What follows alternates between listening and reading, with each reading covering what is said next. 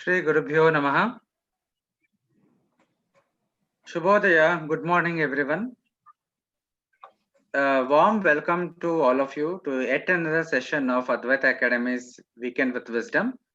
This is Nitin Sridhar, Chief Curator of Advaita Academy.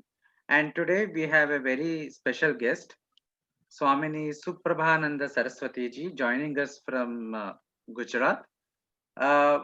Brief introduction to Swamini ji. She is a disciple of Puja Swami Viditatmananda ji and Puja Swami Dayananda Saraswati ji of Asha Vidya Parampara. With their grace, she got Sannyasa Diksha in the year 2003, and she has been living in Ahmedabad and teaching Vedanta, Bhagavad Gita, Upanishads with Bhashya, Tika, Prakarana Granthas, Bhakti Grantha, Sanskrit, and etc. Since 1998. Swaminiji, a very warm welcome to you. We are very happy to have you here and thank you for agreeing to be on our show. Friends, and today and tomorrow she will be speaking about Bhagavad Gita. And yesterday we had we celebrated Gita Jayanti, the day when Gita Upadesha was given by Bhagavan Krishna to Arjuna. And it is a very auspicious occasion that just a day after Gita Jayanti, we have this occasion to hear Swamini ji speak about devotion and surrender, about bhakti in Bhagavad Gita. And she will be this is a lecture series will be in Hindi. Usually we conduct English lecture series, but it is not that we have to conduct in English. So for the sake of all the participants, we have decided that this session should be in Hindi. And with this very brief comments, viewers, I request you to put your question and answer in the Q&A box, and Swaminiji will take them towards the end of the session, if possible. And with this very brief opening remarks, Swaminiji, I request you to start your session. Thank you, Nitinji. Namaste to everyone. Namaskar. Shri Gurubhyo Namaha. Om Vakratunda Mahakaya Suryakoti Samaprabha Nirvighnam Kuru Me Deva Sarvakaryeshu Sarvada Ajnanatimirandhasya Jnananjanashalakaya चक्षुरुन्मीलितं येन तस्मै श्रीगुरवे नमः। मूकं करोति वाचालं पङ्गुं लङ्घयते गिरिं यत्कृपातमहं वन्दे परमानन्दमाधवम्। ॐ पार्थाय प्रतिबोधितां भगवता नारायणेन स्वयं व्यासेन ग्रथितां पुराणमुनिना मध्ये महाभारतम् अद्वैतामृतवर्षिणीं भगवतीम् अष्टादशाध्यायिनी अम्ब त्वामनुसन्दधामि भगवद्गीते भवद्वेषिणी यं ब्रह्मा वरुणेन्द्ररुद्रमरुतः स्तुन्वन्ति वेस्तवैः वेदैः साङ्गपदक्रमोपनिषदैः गायन्ति यं सामगाः ध्यानावस्थिततद्गतेन मनसा पश्यन्ति यं योगिनः यस्यान्तं न विदुःसुरासुरगणाः देवाय तस्मै नमः। ॐ सहनाववतु सहनौ भुनक्तु सह वीर्यं करवावहै तेजस्विनावधीतमस्तु मा विद्विषावहै। ॐ शान्ति शान्ति शान्तिः। ॐ सदाशिवसमारम्भां शङ्कराचार्यमध्यमाम् अस्मदाचार्यपर्यन्तां वन्दे गुरुपरम्पराम्। ईश्वरो गुरुरात्मेति मूर्तिभेदविभागिने व्योमवद्व्याप्तदेहाय दक्षिणामूर्तये नमः।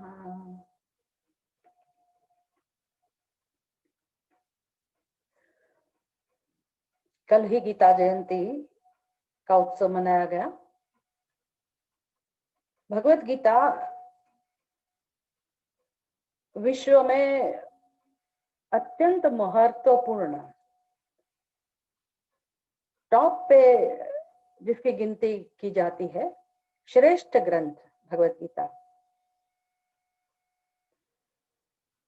उपनिषद का सार है भगवत गीता। भगवान श्री कृष्ण ने अर्जुन को कैसे दुख में से मुक्ति प्राप्त की जाए इसके लिए श्रेष्ठ मार्गदर्शन दिया। भगवत गीता ग्रंथ इतना महत्वपूर्ण क्यों है, इसको क्यों श्रेष्ठ माना जाता है? मोक्ष शास्त्र है भगवत गीता। दुखों में से, शोक में से, विषाद में से हमेशा के लिए मुक्ति दिलाना, ये भगवत गीता का प्रयोजन है। समस्त जीव मात्र दुख में से निवृत्ति पाना चाहता है। जीव मात्र की आवश्यकता प्रेम है। भगवत गीता समझाती है प्रेम ही सबकी आवश्यकता होनी चाहिए, क्योंकि प्रेम ही सबका स्वभाव है। आनंदादेव खल्विमानि भूतानि जायन्ते आनंदेन जातानि जीवन्ति आनंदम प्रयन्त्यभि संविशन्ति ते। आनंद ही सबका स्वरूप है। आनंद में से ही सभी जीवों की उत्पत्ति है। आनंद ही हमारा अधिष्ठान है। अंत भी आनंद ही है। आनंद ही सत्य है। आनंद माने प्रेम, आनंद माने सत्य, आनंद माने अधिष्ठान। सब जीवों का सत्य ये आनंद है, प्रेम है। तो कैसे प्रेम की अनुभूति, हमें जिस तरह का प्रेम का अनुभव हम चाहते हैं ऐसी अनुभूति कैसे हो, उसका मार्गदर्शन भगवत गीता में दिया जाता है। वो कोई सांप्रदायिक ग्रंथ नहीं है। कोई विशेष जाति धर्म उनको ध्यान में रख के ये उपदेश नहीं दिया गया। भगवत गीता में जो उपदेश दिया गया वो समस्त मनुष्य जाति, समस्त जीव के लिए उपदेश है। और मनुष्य समझ सकते इसलिए हम हमारी बात करते हैं। सभी मनुष्यों को कैसे पूर्णता की प्राप्ति हो, परम प्रेम की अनुभूति हो, उसका उपदेश है भगवत गीता के अंदर। और सर्व प्रकार की समस्याएं, शोक, विषाद, उनमें से हमेशा के लिए छुटकारा देने वाला ये ग्रंथ है। सब रोग की एक दवा। कोई भी रोग, कोई भी समस्या, किसी भी प्रकार का दुख है, उसका उकेल ये भगवत गीता के अंदर पाया जाता है। जीव मात्र का कल्याण, यही एक उद्देश्य है भगवत गीता के उपदेश का। और बहुत ही अच्छी तरह से ये समझाया गया है। अर्जुन तो हमारा प्रिय है ही, साधकों के लिए तो अर्जुन के लिए विशेष भाव रहता ही है, हमारा प्रतीक है अर्जुन। और भगवान श्री कृष्ण पार्थाय प्रतिबोधिताम भगवता नारायणेन स्वयं, स्वयं नारायण ने पार्थ को जो उपदेश दिया, बोध दिया, वही बोध हमारे लिए भी कीमती है, हमारे लिए वही बोध उपयोगी है जीवन में। जैसे उपनिषदों में हमेशा उपदेश देने के लिए एक माध्यम चुना जाता है, गुरु और शिष्य के बीच में संवाद, कभी आख्यायिका के रूप में ऐसे उपदेश दिया जाता है। ये हमारी प्रणाली है, पद्धति है उपदेश देने की, हमारी संस्कृति की, ऋषि मुनियों की। तो ऐसे भगवत गीता में भी जिस प्रकार का एक बैकग्राउंड कहो, इतना सुंदर नर और नारायण दोनों के बीच में संवाद, और उसके माध्यम से हमको जीवन का पूरा पूरा मार्गदर्शन मिलता है। मोक्ष शास्त्र भले ही हो भगवत गीता, मोक्ष शास्त्र इसलिए कि जो हमारे दुख का कारण है उसका परिचय करवाती है भगवत गीता। वो परिचय कराने के बाद कैसे उसमें से मुक्ति पाई जाए, अविद्या को कैसे निवृत्त किया जाए, वो आत्मविद्या ब्रह्म विद्या का उपदेश भगवत गीता में है। ब्रह्म विद्यायाम योग शास्त्रे, मुख्य विषय तो ब्रह्म विद्या ही है। ब्रह्म विद्या की प्राप्ति के लिए जिस प्रकार की योग्यता चाहिए, अधिकारित्व चाहिए, उसका मार्गदर्शन भी भगवान देते हैं गीता में, उसको योग शास्त्र कहा जाता है। फिर ब्रह्म विद्यायाम योग शास्त्रे, हर एक अध्याय के बाद हम ऐसा बोलते हैं, श्रीमद् भगवद गीतासु उपनिषत्सु ब्रह्म विद्यायाम योग शास्त्रे श्री कृष्णार्जुन संवादे। फिर वो जो भी अध्याय जिस विषय में भगवान ने चर्चा की, जिस विषय में भगवान ने मार्गदर्शन दिया, उस अध्याय का नाम। लेकिन समस्त भगवद गीता में मुख्य विषय तो ब्रह्म विद्या है और ब्रह्म विद्या की प्राप्ति का साधन मोक्ष शास्त्र है। जीव मात्र को हमेशा के लिए दुख में से, शोक में से छुड़ाता है, इसलिए उत्तम ग्रंथ है,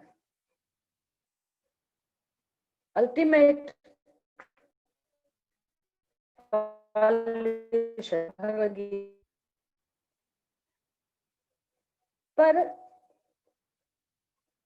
इंटरेस्ट की बात तो यह है कि वो रस पूर्वक उपदेश दिया गया है, रस से भरपूर उपदेश है, प्रेम से भरपूर है। ये संवाद में जो माध्यम है वो प्रेम है, प्रेम से उपदेश दिया गया है। भक्ति का उपदेश है, भक्ति पूर्ण ग्रंथ है भगवत गीता, और हर एक जीव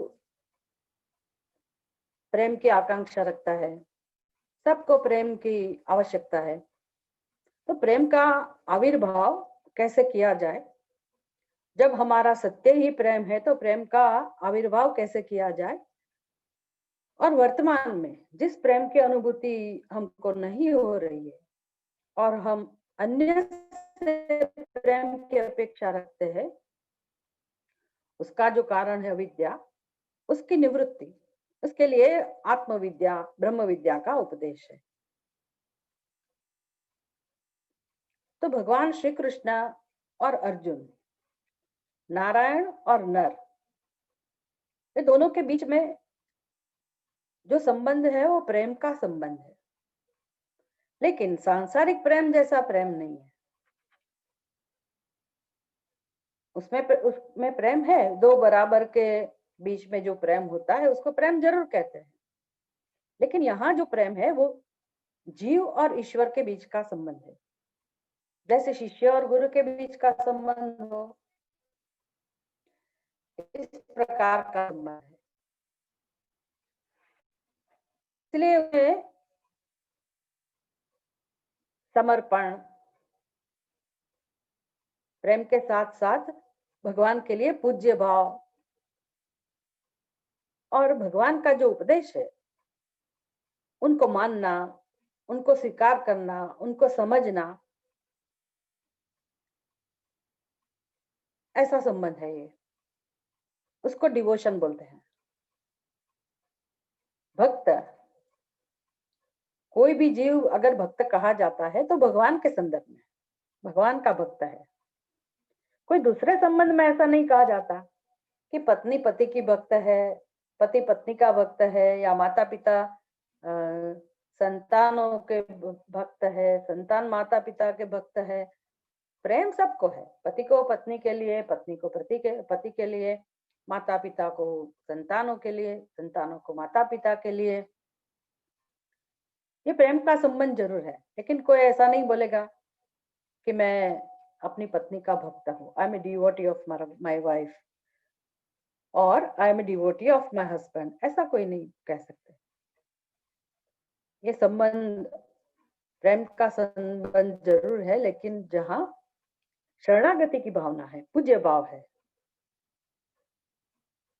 तो अर्जुन और श्री कृष्ण भगवान के बीच में जो संवाद भगवद गीता में है वो प्रेम से भरपूर है। वो संवाद के बीच में भक्ति क्या है, समर्पण क्या है, त्याग क्या है, वैराग्य क्या है, ज्ञान क्या है, वो सब का उपदेश हमें प्राप्त होता है, सबकी समझ प्राप्त होती है। उसको समझना पड़ता है। व्यवहार में तो हम ये सब शब्द का प्रयोग करते हैं, लेकिन भगवत गीता में जब हमने ये टॉपिक चुना ही है, डिवोशन एंड सरेंडर इन भगवत गीता, तो भक्ति और शरणागति, शरण, उसकी व्याख्या भगवत गीता में जिस प्रकार से कही गई है, हमें उसको समझना पड़ेगा। हम समझते हैं अपने अपने आप में, सबको ही समझते हैं भक्ति क्या है, शरणागति क्या है, लेकिन हम समझते हैं कि शरणागति मतलब किसी की शरण में जाना, किसी के शरण लो, ऐसे कुछ कर्म के रूप में उसको समझते हैं, या तो कोई भावना के रूप में समझते हैं, या तो कोई संकल्प के रूप में हम उसको समझते हैं। लेकिन भगवत गीता हमें वास्तव में शरणागति क्या है वो भी समझाती है, और भक्ति क्या है वो भी समझाती है। अर्जुन से ही हम शुरू करें। भगवान भगवत गीता में ऐसा कहते हैं अर्जुन के लिए, भक्तोऽसि मे सखा चैति, अर्जुन तू मेरा भक्त है, तू तो मेरा सखा है, इसलिए मैं तुम्हें ये उपदेश बार बार कर रहा हूँ, और ऐसे उपदेश करूंगा कि तू साधन के साथ अच्छी तरह से निसंशय रूपेण, कोई प्रकार के संशय के बिना तुम समझ पाओगे। ऐसे जो मैं तुम्हें उपदेश दूंगा वो अर्जुन हमेशा के लिए, इससे तेरा कल्याण होगा। भूयः अन्यत् ज्ञातव्यम न अवशिष्यते, अर्जुन उसके बाद तुम्हें कुछ जानने की आवश्यकता नहीं रहेगी, और अच्छी तरह से तू समझ पाएगा। ऐसे इस प्रकार से मैं तुम्हें उपदेश करूंगा।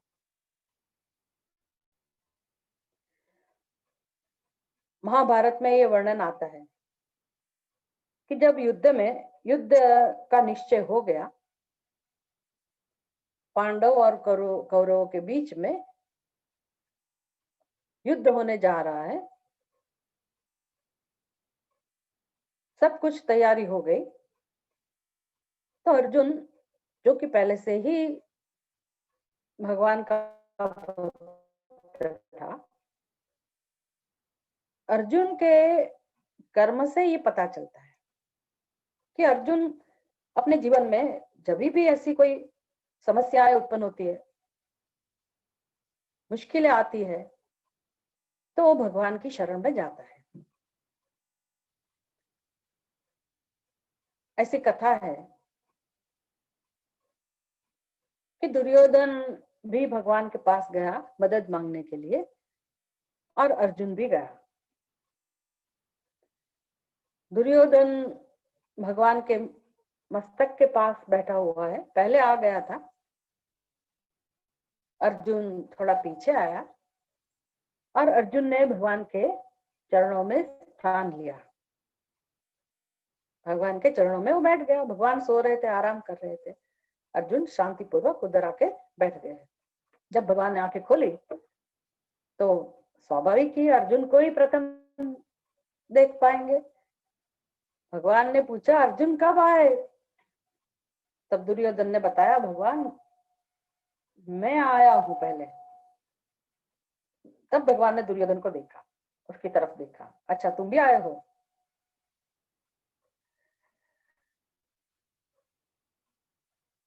दोनों मदद के लिए आए थे, प्रार्थना कर रहे थे भगवान से कि हमें युद्ध में सहायता चाहिए। भगवान ने एक शर्त रखी,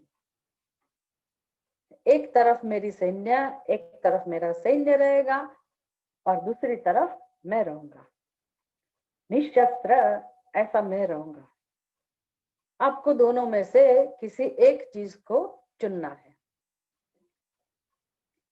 तो स्वाभाविक ही दुर्योधन तो चाहेगा कि मैं पहले आया हूं तो मैं ही मांग लूं, पर भगवान ने कहा कि अर्जुन छोटे हैं तो अर्जुन को मांगने दीजिए। और आश्चर्य है कि अर्जुन ने किसकी पसंदगी की? भगवान की पसंदगी की। कैसे भगवान? निशस्त्र। किस लिए? युद्ध में।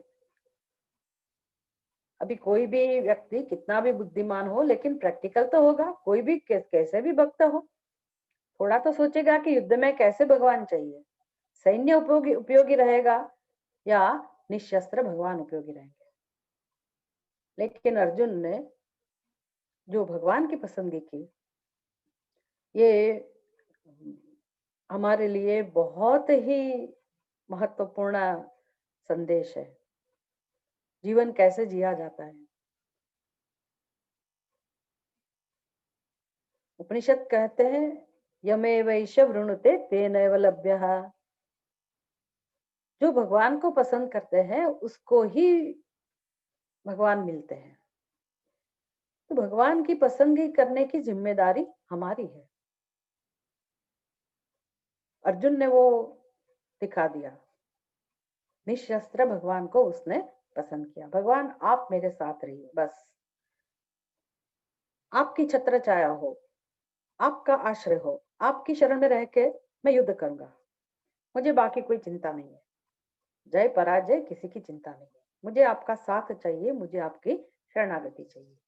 इस बात से हम समझ सकते हैं कि अर्जुन के हृदय में भगवान के लिए पहले से ही एक भाव है, श्रद्धा है। अर्जुन भगवान का भक्त है और प्रेम से वो भगवान की पसंदगी करते हैं। तो ये शरण कैसे लिया जाए भगवान का, हाउ टू ब्रिंग ईश्वरा इन वंस लाइफ। भगवान को आवाहन देना, भगवान को अपने जीवन में लाना, उसकी शुरुआत शरणागति से होती है। तो अर्जुन ने यहां तो भगवान को चुना, भगवान ने मान भी लिया। ठीक है अर्जुन, मैं युद्ध में साथ में रहूंगा। अर्जुन ने सोचा भगवान क्या करेंगे साथ में रह के, इसलिए भगवान को अर्जुन की कि भगवान आप मेरे रथ का संचालन कीजिए, मेरे सारथी बनिए। आप बनेंगे सारथी। भगवान कृष्ण तैयार हो गए, अर्जुन के रथ के सारथी बने। अभी सारथी कठोपनिषद में इतना अच्छा निरूपण किया गया है हमारी ये उपाधि का, मनुष्य शरीर का, कि मनुष्य शरीर, इसकी कल्पना उपमा दी गई कि रथ जैसा है। रथ माने व्हीकल, साधन। साधन किसके लिए होता है, व्हीकल किसके लिए होता है? तो कहीं हमारा गंतव्य होता है, कहीं हम जाना चाहते हैं, तो उधर जाने के लिए कोई साधन चाहिए। साधन की मदद से हम उधर जा सकते हैं, अपने गंतव्य को प्राप्त कर सकते हैं। पर वो साधन चलाने के लिए, जैसे कि ये रथ है, तो रथ में बैठ के कहीं जा सकते हैं आप, लेकिन रथ चलाने वाला, जो रथ चलाता है, उसको सारथी बोलते हैं। वो सारथी कैसे होना चाहिए? सारथी को पता होना चाहिए कैसे ड्राइव करना है, रथ को कैसे चलाना है, ये तो पता होता ही है, होना ही चाहिए। लेकिन अपने लिए वो नहीं चलाता, अपनी मर्जी से नहीं चलाता। वो अपने मालिक, रथ में जो विराजमान है, रथ के जो स्वामी है, उनकी मर्जी से, उनकी इच्छा के अनुसार रथ को गंतव्य स्थान पे ले जाएगा। तो सारथी की जिम्मेदारी है, उसमें विवेक होना चाहिए, रास्ता भी मालूम होना चाहिए, रथ कैसे चलाना ये भी पता होना चाहिए, और स्वामी को कहाँ जाना है ये भी पता होना चाहिए। ये सब सारथी के गुण है।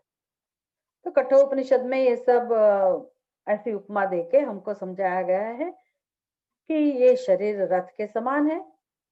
हम जो है, जिसने शरीर धारण किया हुआ है, वो जो जीवात्मा है, वो स्वामी है, वो रथ में विराजमान है, पर उसका कोई प्रयोजन है, उसको कहीं जाना है, जीवन में कहीं कोई ध्येय है उसका, और उस ध्येय की प्राप्ति के लिए ये शरीर मिला है।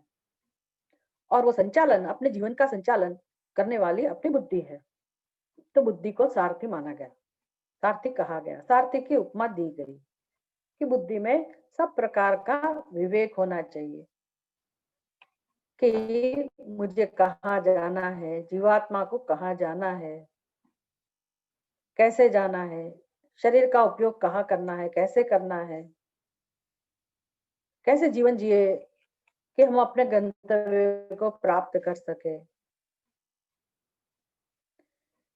तो ऐसे रथ में भगवान श्री कृष्ण सारथी के स्थान पे है, और अर्जुन योद्धा अभी रथ में बैठा हुआ है।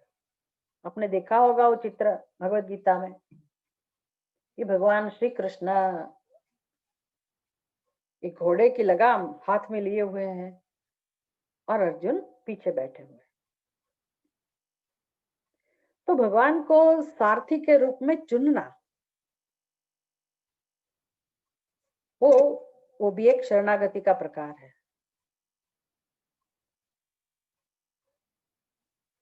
और अर्जुन युद्ध के लिए तैयार था। भक्ति और प्रेम भगवान के लिए था ही, और अर्जुन अपना कर्तव्य के लिए तैयार थे। युद्ध के मैदान में आ गए, फिर ट्रेजेडी। पहले तो अर्जुन ने बताया आगे, भगवान आप मुझे दो सैन्य के बीच में ले जाइए, मुझे पता चले कि कैसे शत्रुओं के साथ मुझे युद्ध करना है। पर जब भगवान ने रथ को दो सैन्य के बीच में रख दिया और अर्जुन ने जो दृश्य देखा, अवलोकन किया, तो शत्रु बुद्धि लेके आए थे अर्जुन कि कौन शत्रु है, कौन दुर्बुद्धि है, जो दुर्योधन के पक्ष में है, अधर्म के पक्ष में है, उसको मैं अच्छी तरह से देख लेना चाहता हूँ। वो कौन कौन है, वो ऐसा सोच के, ऐसे अभिगम के साथ वो आए थे। जब उसने दृश्य देखा,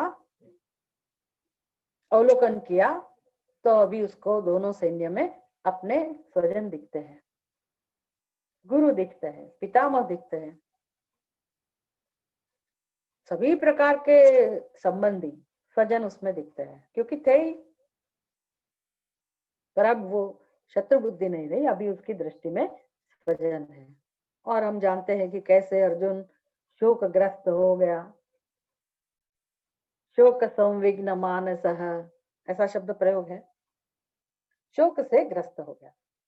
इतना ही नहीं, वो विषाद बढ़ता गया, यहाँ तक कि अर्जुन का जो उत्साह था युद्ध के लिए, वो सब उत्साह चला गया। निरुत्साहित हो गया अर्जुन, दुखी हो गया। तो वो जो अपने मन में जो मंथन शुरू हुआ और जो एक करुणा, कृपया आविष्ट, दीनता, करुणा का अर्थ यहाँ दीनता, दीन हो गया, वो बेचारा हो गया। उसका सामर्थ्य उसने गंवा दिया, युद्ध करने का सामर्थ्य उसका चला गया और वो रथ के ऊपर ही बैठ गए। न युद्धसे इति गोविंदम उक्त्वा तूष्णीम बभूव। गोविंद, मैं युद्ध नहीं कर सकता।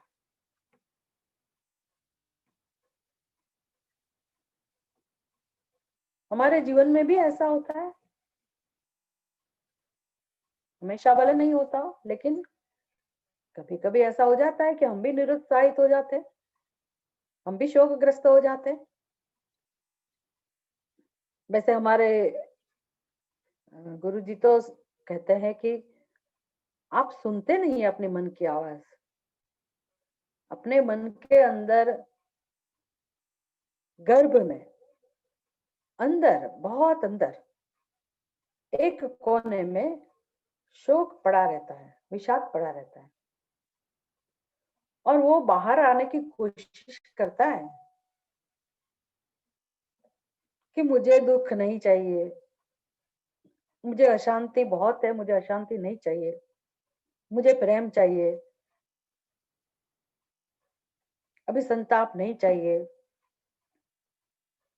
मैं इससे बाहर आना चाहता हूँ, मैं इससे बाहर आना चाहती हूँ, मुझे कोई बाहर निकालो। हम सुनते नहीं हो आवाज, वो अलग बात है, पर कभी कभी बाहर निमित्त आने से हमें पता चलता है कि ये जो अंदर का दुख है वो कितना भयानक है। अर्जुन की स्थिति ऐसी हो गई और वो इतना व्यथित हो गया और भगवान को कहते हैं अर्जुन कि भगवान, मैं कैसे भी युद्ध करने के लिए तैयार नहीं हूं। सब वर्णन आता है गीता में, आप जानते हैं सब लोग। पहले ही अध्याय में अर्जुन की क्या स्थिति हो गई, कितना विषादग्रस्त हो गया, और उसने निर्णय ले लिया, भगवान को बता दिया कि भगवान, मैं युद्ध नहीं करूंगा, न कांक्षे विजयम कृष्ण, न च राज्यम सुखानि च,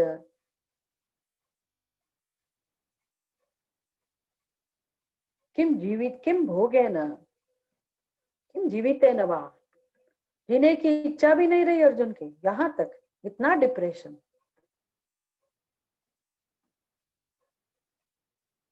पर एक बात थी अर्जुन की कि उसने भगवान की शरण ग्रहण करी। हमारे जीवन में भी दुख आते हैं, पारावार समस्याएं होती है, कहाँ जाना, क्या करना, हम अपने आप में कुछ ना कुछ करते रहते हैं, भगवान को प्रार्थना भी करते हैं, लेकिन भगवत गीता हमें ये समझाना चाहती है कि मनुष्य का जन्म ये दुख की निवृत्ति के लिए ही है और उसका उपाय है। दुख वास्तविकता हो, वास्तविकता है ऐसा भले लगे हमें, लेकिन हमारा सत्य कुछ और है, और दुख में से बाहर आने का उपाय जरूर है। विवेक चूड़ामणि में शंकराचार्य जी ऐसा कहते हैं शिष्य को, व्यथित शिष्य जब गुरु के शरण में जाते हैं तो गुरु जी कहते हैं शिष्य को, नास्ति तव अपायः अस्ति संसारस् तरणे उपाय, कि शिष्य तुम्हारा नाश नहीं है, दुख में से बाहर आने का उपाय है, संसार समुद्र में से बाहर आने का उपाय है। ऐसे अर्जुन भगवान की शरण में गया।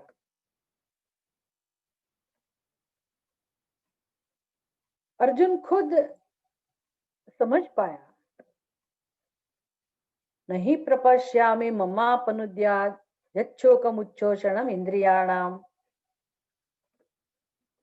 कि भगवान मेरे हृदय में जो संताप है, वेदना है, उसका उपाय मुझे कहीं भी नहीं दिख रहा है। आप मुझे ये पृथ्वी का निष्कंटक राज्य दे दे या त्रिलोक का अधिपति बना दे, मुझे किसी में अभी रस नहीं है। मुझे कुछ नहीं चाहिए, किसी की अपेक्षा नहीं है, किसी की आकांक्षा नहीं है। मुझे ये दुख की निवृत्ति करने वाली कोई चीज विश्व में नहीं दिखती है। अर्जुन को लगा होगा जरूर कि मैंने इतनी सिद्धि प्राप्त की अपने जीवन में, प्रतिष्ठा प्राप्त की, कीर्ति प्राप्त की, विजय प्राप्त किया, धनंजय धन भी प्राप्त किया, क्या क्या नहीं प्राप्त किया। और मैंने अपना जीवन इसके लिए उपयोग किया, अपने जीवन का, ये सबकी प्राप्ति के लिए।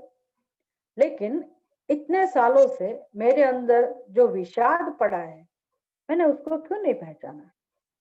मुझे क्यों पता नहीं चला कि ऐसा दुख मेरे अंदर है? और ये दुख की निवृत्ति के लिए मैंने अपने जीवन में क्यों कोई पुरुषार्थ नहीं किया, कोई उपाय नहीं किया? उसको ऐसा लगा होगा। हमें ये सब समझना है अपने जीवन में कि हम अपने जीवन का उपयोग किस में करते हैं। भगवत गीता अध्यात्म क्या चीज है वो सिखाता है। धर्म का सही स्वरूप जानना वही अध्यात्म है। वो क्रिया, कर्म, कोई विशेष अभिव्यक्ति, ऐसी कोई बातें भगवत गीता में नहीं आती है। चिंतन, आत्मानम अधिकृत्य, जिसका विषय आत्मा है, और अध्यात्म आत्मा के संदर्भ में आत्मा को केंद्र में रखते हुए।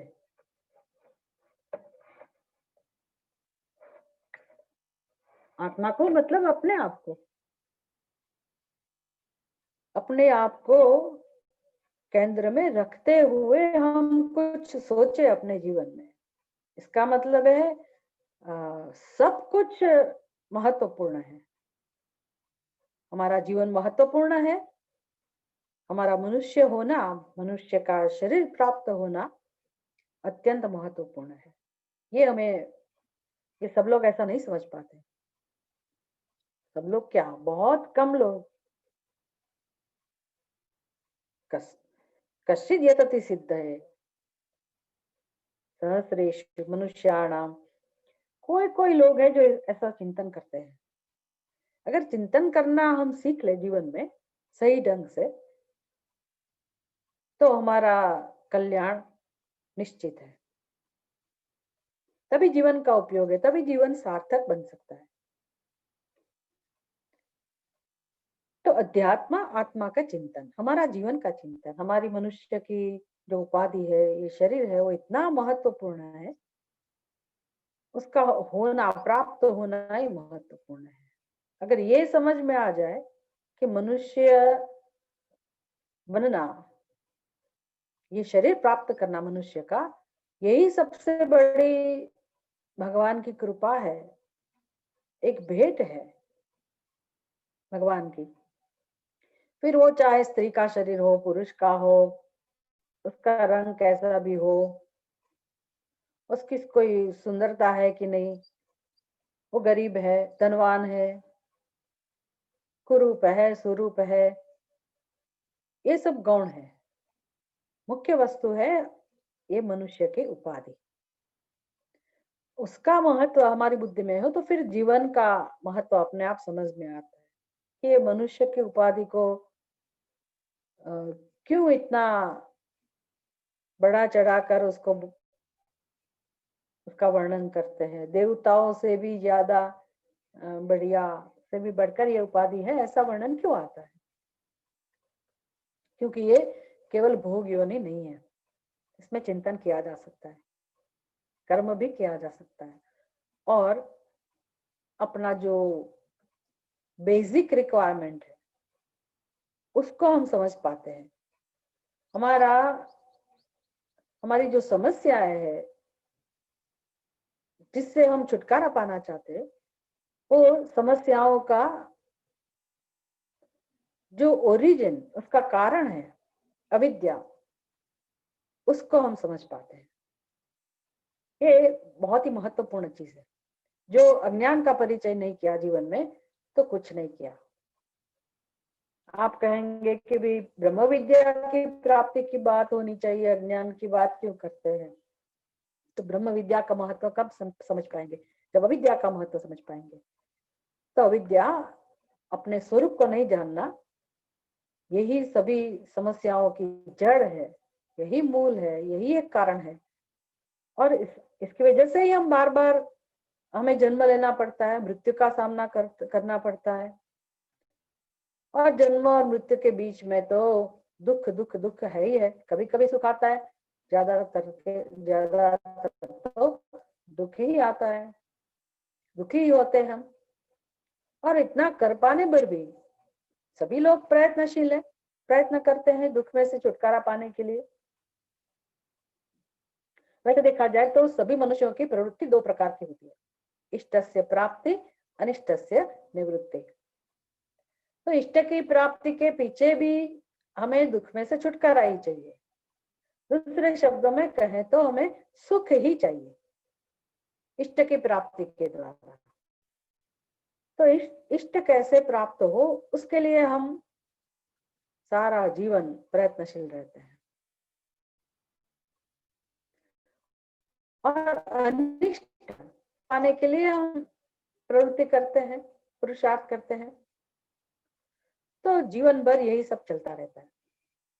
इष्ट मिल गया तो कैसे वो हमारे पास ही हो रहे, क्योंकि चली जाती है ना चीजें। सुख आता है फिर चला जाता है, अनुकूलता आती है फिर चली जाती है। जीवन का तो स्वरूप ही है ये।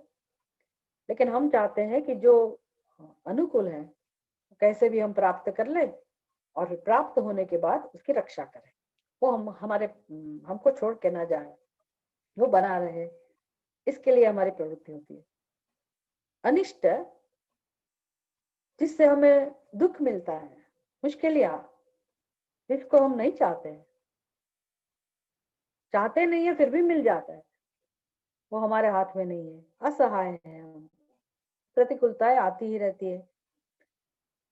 तो हमारा प्रयास रहता है कि हमारे जीवन में प्रतिकूलता न आए, अनिष्ट न हो, और अगर आ गया है तो कैसे भी दूर हो, उसके लिए हम प्रयास करते हैं।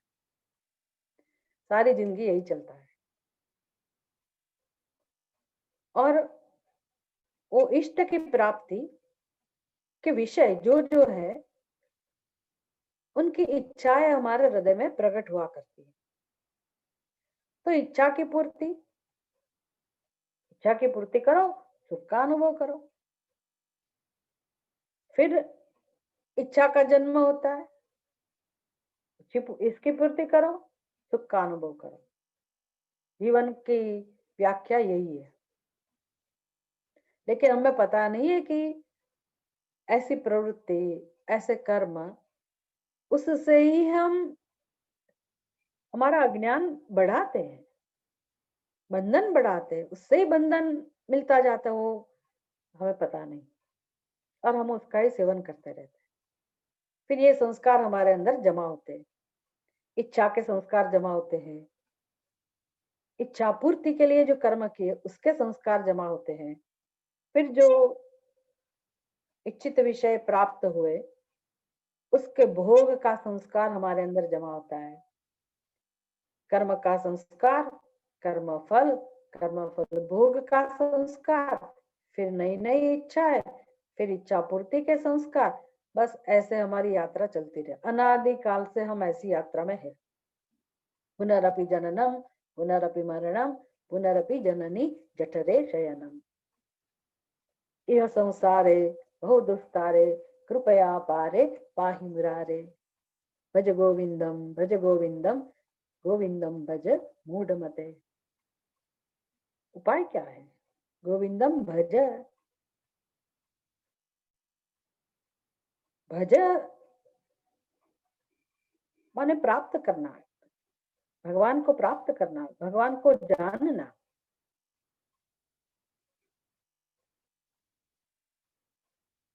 तो विषाद भी उपयोगी बन जाता है, शोक भी उपयोगी बन जाता है, अगर हम ऐसे चिंतन करना सीखे अपने जीवन में, जिसको अध्यात्म बोलते हैं। गीता ये सब सिखाती है।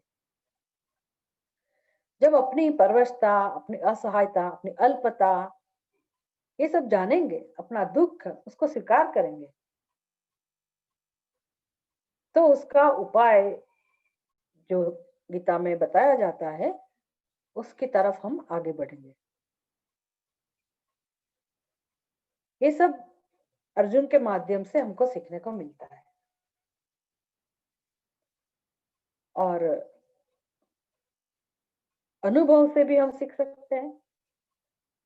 परीक्षलोकान कर्मचितान ब्राह्मण निर्वेदम आयात।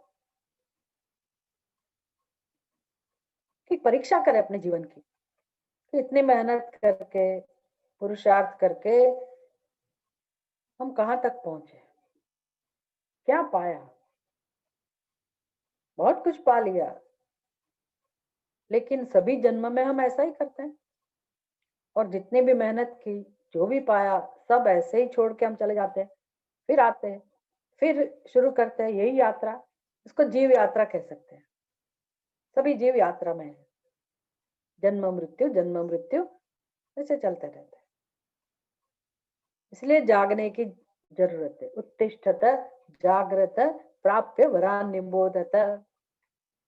ये वरदान है, ये मनुष्य का जीवन। हम अगर समझ ले कि हम कैसे अज्ञान रूपी निद्रा में सो रहे हैं, भले हम प्रवृत्ति कर रहे हो, बड़े बड़े कर्म कर रहे हैं, क्या क्या सफलता है, क्या क्या सिद्धि प्राप्त करते हैं, कितने भोग की उपलब्धि हमारे जीवन में है, फिर भी उपनिषद तो कहते हैं कि ये जीवात्मा सो रहा है। अनादि माया सुप्त एष जीव, जीव सो रहा है।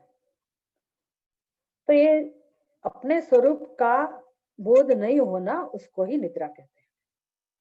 पर पहले ऐसा चिंतन हो हमारे जीवन में कि क्या प्रयोजन होना चाहिए, मनुष्य के जीवन का प्रयोजन क्या होना चाहिए।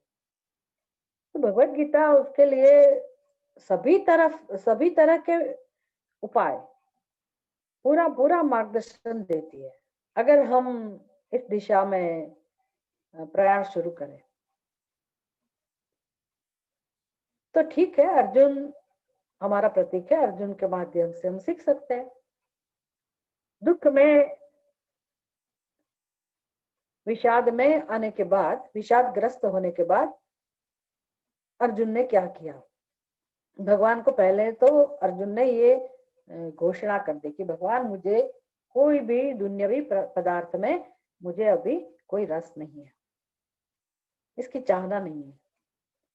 मुझे केवल एक ही विषय में रस है, यत् श्रेयस्या निश्चितम ब्रूहि तन्मे। अगर ये विषाद से छुटकारा पाने का कोई उपाय हो तो भगवान मुझे आप उसके बाद उस विषय में मार्गदर्शन करें। अभी हमें समझ लेना पड़ेगा कि अर्जुन को पता होना चाहिए, क्योंकि वो 12 साल तो वो जंगल में, सभी पांडव जंगल में थे, तो सत्संग तो किया होगा। ऋषि मुनि रहते हैं जंगल में, उस जमाने की बात है। तो ऋषि मुनियों का संग हुआ होगा। कभी कभी कुछ श्रवण भी किया होगा, सत्संग का महत्व उसको होगा। तो दुख में से मुक्त होने का जो उपाय है वो कहाँ से प्राप्त होता है, उसके लिए क्या आवश्यकताएं हैं, ये सब जानता होगा अर्जुन। ऐसा हम अनुमान कर सकते हैं, अनुमान लगा सकते हैं, क्योंकि अर्जुन के शब्द हैं, यत् श्रेयस्यात् निश्चितम ब्रूहि तन्मे शिष्यस्तेहम शादिमाम त्वाम प्रपन्नम। हे भगवान, मैं आपकी शरण में आया हूँ, मैं आपका शिष्य हूँ। क्यों अर्जुन अपने आप को शिष्य कह रहे हैं? यत् श्रेयस्यात् निश्चितम ब्रूहि तन्मे, जिसमें मेरा कल्याण हो भगवान आप मुझे बताइए। इसका मतलब है अर्जुन जो अपने मित्र के समान अपने भगवान को समझते थे, ऐसा व्यवहार करते हैं।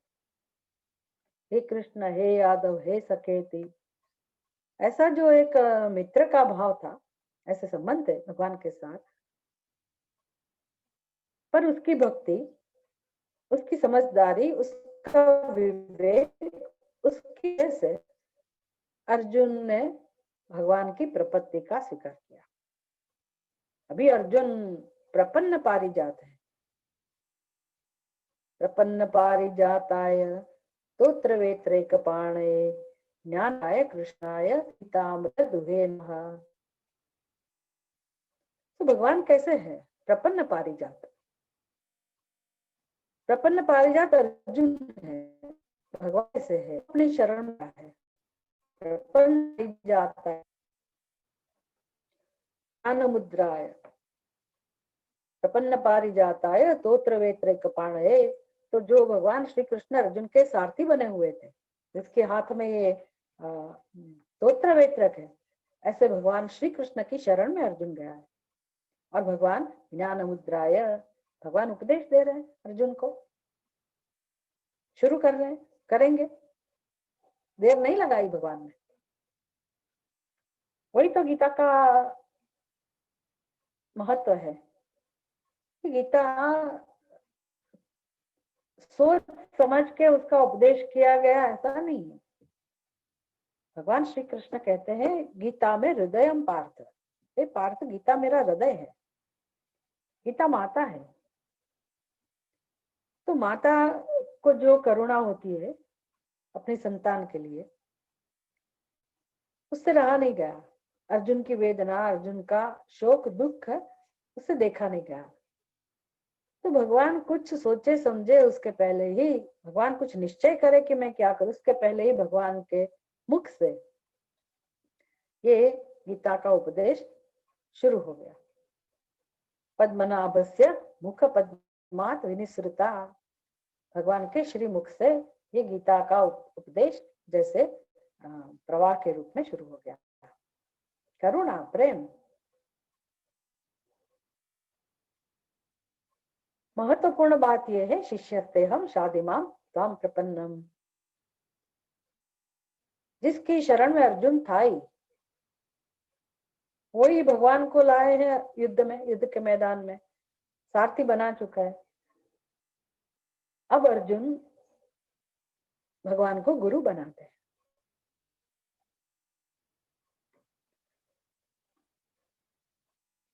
हमें ऐसा प्रश्न हो सकता है कि अर्जुन तो भाग्यशाली है, उसके समक्ष भगवान श्री कृष्ण थे, तो खुद की वेदनाएं,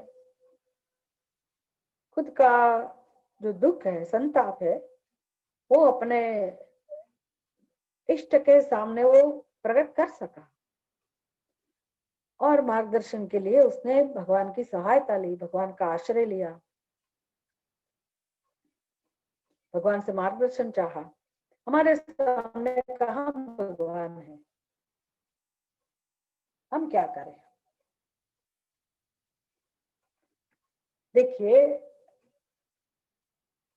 भगवान जरूर थे अर्जुन के, लेकिन पहले भी थे भगवान।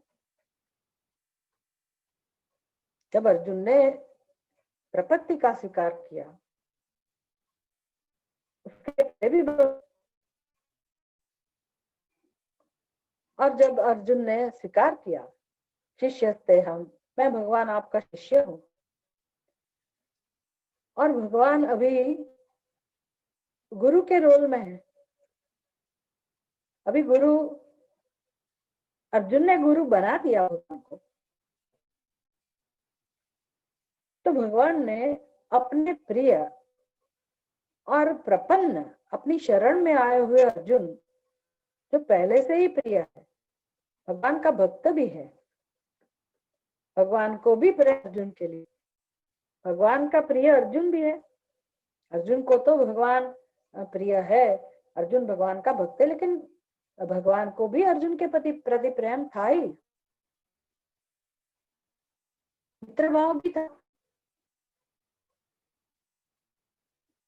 पर वो भगवान ने भी अर्जुन को, जो दुख अर्जुन को हो रहा था, जो शोक अनुभव कर रहे थे अर्जुन, उससे मुक्त करने के लिए भगवान श्री कृष्ण ने क्या किया, 18 अध्याय तक उपदेश दिया, आत्मविद्या, ब्रह्म विद्या। इतना ही नहीं, ब्रह्म विद्या कैसे प्राप्त हो उसका साधन, उसका भी उपदेश। इसका मतलब है, और उपदेश से काम हुआ। जैसे अर्जुन पहले कह रहे थे, पृच्छामि त्वाम धर्म सम्मूढ़ चेताः कार्पण्य दोषोपहत स्वभावः पृच्छामि त्वाम धर्म सम्मूढ़ चेताः। कार्पण्य दोष अहम पृच्छामि त्वाम, ये भी शरणागति है। अपने आप का स्वीकार करना, अपनी मर्यादा का स्वीकार करना, दीनता का स्वीकार करना, ये नम्रता है, इसको भी शरणागति कह सकते हैं।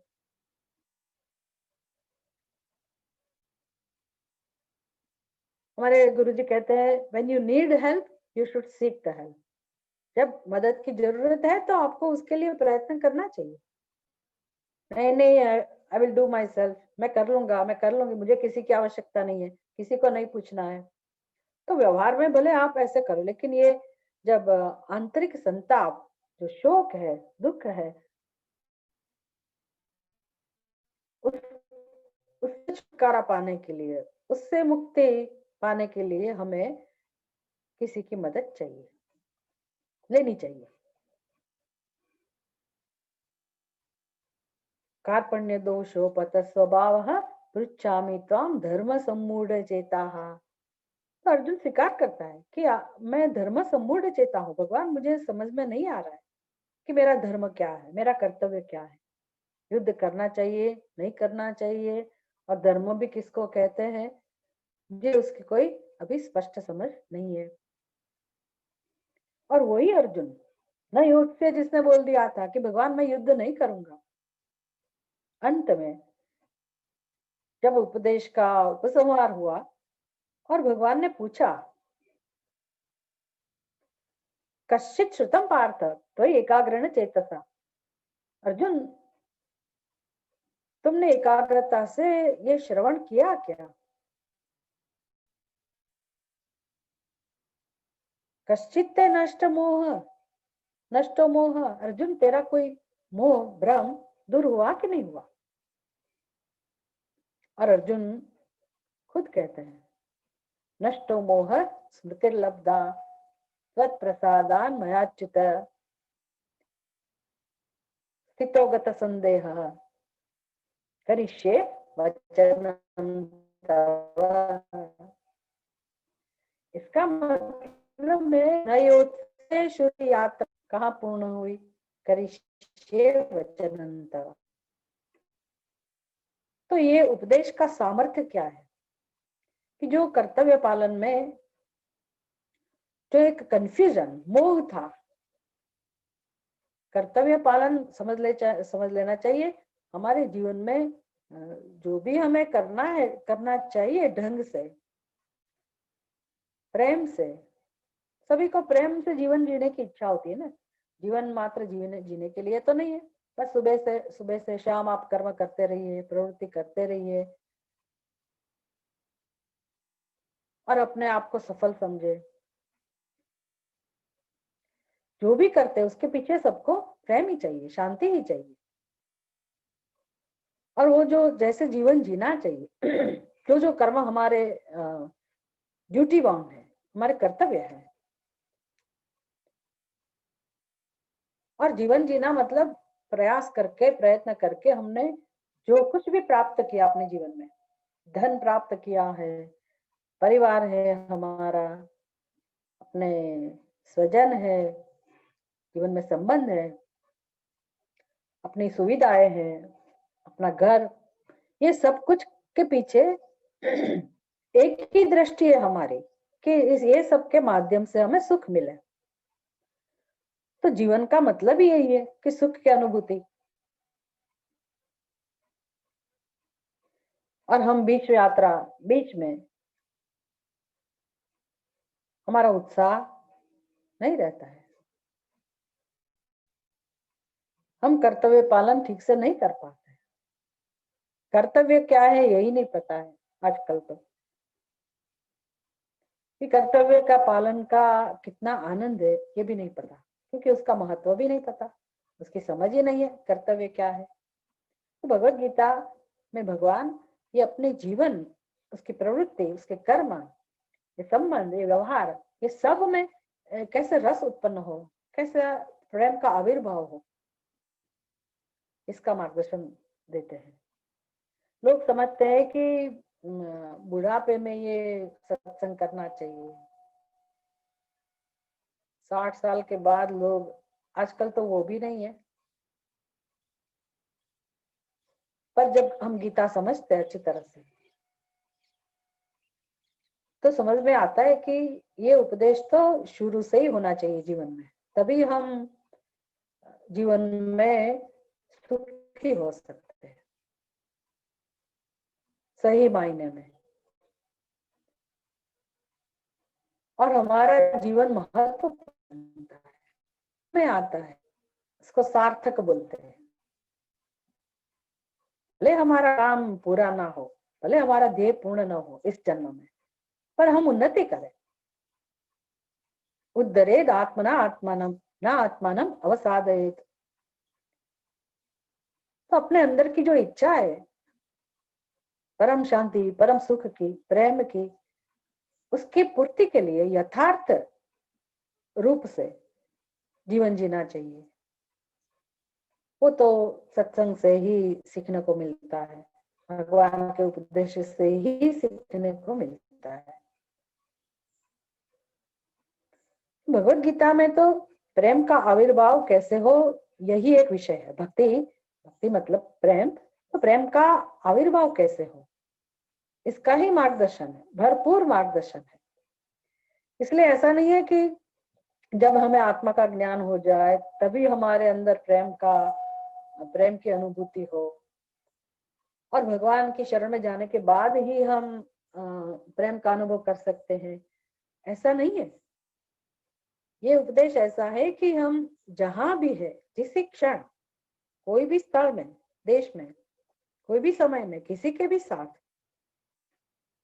हम जो भी व्यवहार करते हैं वो व्यवहार ऐसे करें कि अपना जो सत्य स्वरूप है प्रेम, उसका आविर्भाव हो। ये प्रेम की यात्रा है। भगवत प्राप्ति जिसमें सरेंडर, वो शरण तो है लेकिन प्रेम से शरणागति है। सरेंडर शब्द थोड़ा सबको पसंद नहीं आता होगा। Why should I surrender to anybody, हम क्यों किसकी शरण में जाए। तो वो उसका मतलब सही जो अर्थ है वो समझने के लिए तो भगवत गीता देखनी पड़ेगी। कभी न्यूज में हम देखते हैं आजकल तो, जहाँ ये कश्मीर उसकी वादियों में ना वो टेररिस्ट पकड़ा जाता है तो कहीं छिपा हुआ होता है, बाहर से अपने लोग उसको घेर तो लेते हैं आर्मी वाले, पर वो प्रकट नहीं होता है। तो ये लोग जोर जोर से लाउड स्पीकर में चिल्लाते हैं, तुम जहां भी छिपे हो बाहर आ जाओ, सभी हथियार फेंक दो, अपने आप बाहर आ जाओ, तुम्हें कुछ नहीं होगा, हमारी शरण में आ जाओ, सर्वधर्मान परित्यज्य, सब हथियार छोड़ दो, तुम्हें कुछ नहीं होगा। तो ये शरणागति ऐसी शरणागति है भगवत गीता में ना। भगवान जो सिखाते शरणागति प्रेम पूर्वक, प्रेम पूर्वी का शरणागति, जिसमें प्रेम ही प्रेम है, शुरू से अंत तक प्रेम है, प्रेम से ही न्योछावर करना है, अपने आप को न्योछावर करना है।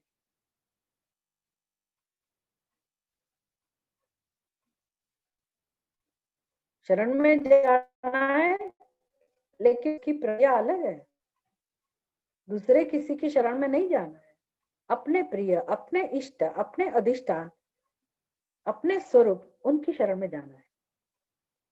तो वो क्रिया प्रक्रिया आनंद स्वरूप है। एक तरफ से आप ऐसा भी बोल सकते हैं कि खुद को नष्ट करने की प्रक्रिया है, अपने आप को नष्ट करने की प्रक्रिया है, बात तो सही है, लेकिन कौन सा आपा जो अपना मान बैठे अपना स्वरूप, उसको नष्ट करने की प्रक्रिया है। इसलिए कबीर जी कभी कहते हैं, कबीरा खड़ा बाजार में लिए लुकाठी हाथ, जो घर अपनों चलाए सो चले साथ। मेरे साथ चलना है, अगर मुक्ति चाहिए तो अपना घर जलाने की तैयारी चाहिए, तैयार हो घर जलाने के लिए।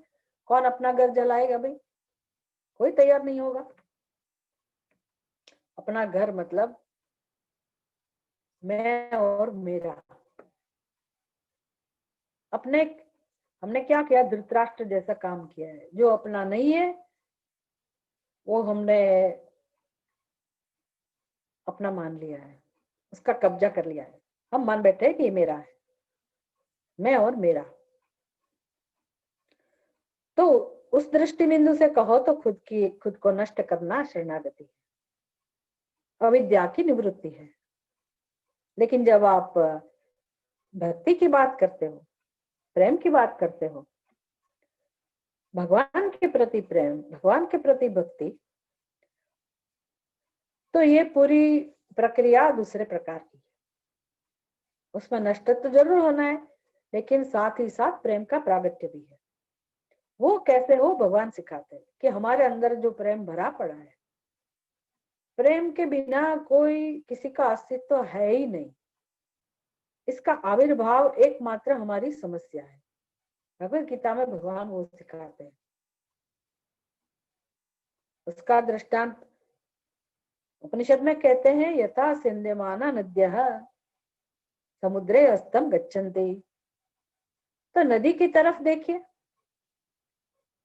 बड़ी बड़ी नदियां, उसका जीवन क्या है, उनके तरफ देखेंगे तो पता चलेगा कि हमने भी उसके लिए कितनी रुकावटें डाली हैं, और प्राकृतिक रूप से भी कितनी रुकावटें हैं। बड़े बड़े पर्वत बीच में आते हैं, हमने बांध बांध के रखे हैं, लेकिन नदी रुकती नहीं है, वो दौड़ती रहती है, दौड़ती रहती है, बहती रहती है। और उसकी हमें हमें हम समझ सकते हैं कि उसकी दृष्टि में केवल एक ही ध्येय है, कैसे हम समाप्त हो जाए, अपने आप को समर्पित कर दे। कहाँ? समुद्र में। तो वो प्रक्रिया आनंद से भरपूर है, प्रेम से भरपूर है, उसमें वो प्रतिकूलता मुश्किल कुछ भी हो, लेकिन उसका जो ध्येय है, उसको पता है कि मैं कहाँ जा रही हूँ, और जा रही हूँ इतना ही नहीं, मैं अपने आप को मिटाने के लिए जा रही हूँ, लेकिन मुझे मिलेगा क्या, उसको ये भी पता होगा। वो तो अपने स्वरूप को पाने के लिए जा रही है, स्वरूप में अपने आप को मिलाने जा रही है, वो अनंतता प्राप्त करेगी, वो समुद्र बन जाएगी। वो चाहे पहले भले गंगा हो, यमुना हो, गोमती हो, तापी हो, नर्मदा हो, कुछ भी नाम क्यों ना हो, लेकिन अंत तो गत्वा सबका नाम समुद्र ही हो जाएगा। यही सबकी कहानी है, सबकी यात्रा इसके लिए ही है। तो कैसे अपना ये जीवन प्रेम से भरा हो, आनंद से भरा हो, ये सब हमें सीखने को मिलता है। शरणागति उसके लिए है, ये प्रेम की शरणागति है, प्रेम से शरणागति है, और दूसरे किसी की शरण में नहीं जाना है, अपने ही आत्मस्वरूप परमात्मा की शरण में जाना है। अर्जुन ने ऐसा किया, शिष्य अभी किया नहीं है, अभी तो हमें समझना है। शरणागति वास्तव में उसका, इसकी शुरुआत हुई यहाँ से, पसंदगी से। यमे वही शवृणुते तेनैव लभ्यः। पहले के जमाने में स्वयंवर रखा जाता था, कन्या को पसंद करना होता था, पति में किस वर्ण किया जाए, ऐसे जीव को पसंद करना है। अखंडानंद जी महाराज एक के आ जाते, 4 रानियां थी, वो कभी विदेश गए होंगे, तो उसने, वो जमाने की बात है, वो राजा ने सभी रानियों को खत लिखा कि आपको जो जो चाहिए वो सब मुझे खत में लिख के भेजना, मैं आपके लिए ले आऊंगा। तो छोटी, सबसे छोटी रानी, उसने कुछ मंगवाया, कोई अच्छा सा गहना अलंकार। दूसरी 2 नंबर की रानी ने कुछ वस्त्र मंगवाए। तीसरे नंबर की रानी ने और कुछ मंगवाया, कोई विशेष चीज। लेकिन जो सबसे बड़ी रानी थी, उसने लिखा कि महाराज आप सही सही सही सलामत आ जाइए, वापस सलामत आ जाइए, सही सही, आपको कुछ ना हो, बस आप जैसे हैं ऐसे वापस आ जाए, पहुंच जाइए वापस हमारे पास। इसका मतलब क्या हुआ, मुझे कुछ नहीं चाहिए, आप ही चाहिए। वरण, जो कि अर्जुन ने ऐसा वरण ही किया था युद्ध में कि भगवान आप आओ मेरे साथ, आप ही मेरे आश्रय बनो।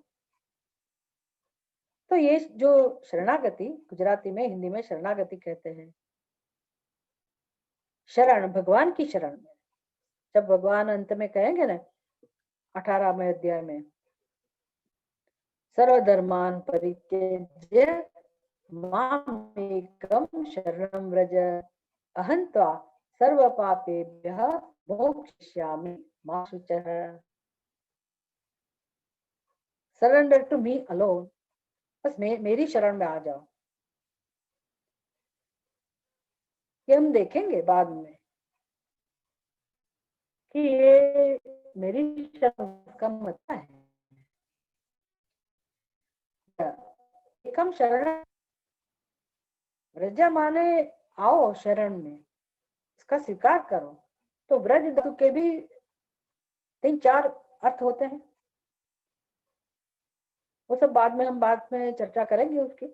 एकम का मतलब क्या होता है, सर्वधर्मान परित्यज्य एकम शरणं व्रज।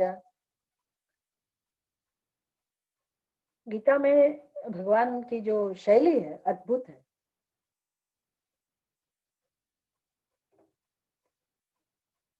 अहम शब्द का जब प्रयोग करते हैं, मया ततमिदं सर्वम अव्यक्त मूर्तिना, जगद अव्यक्त मूर्तिना मया ततमिदं सर्वम जगद अव्यक्त मूर्तिना मया। तो भगवान का ऐसा कोई स्वरूप है जो जगत में ओतप्रोत है और अव्यक्त है।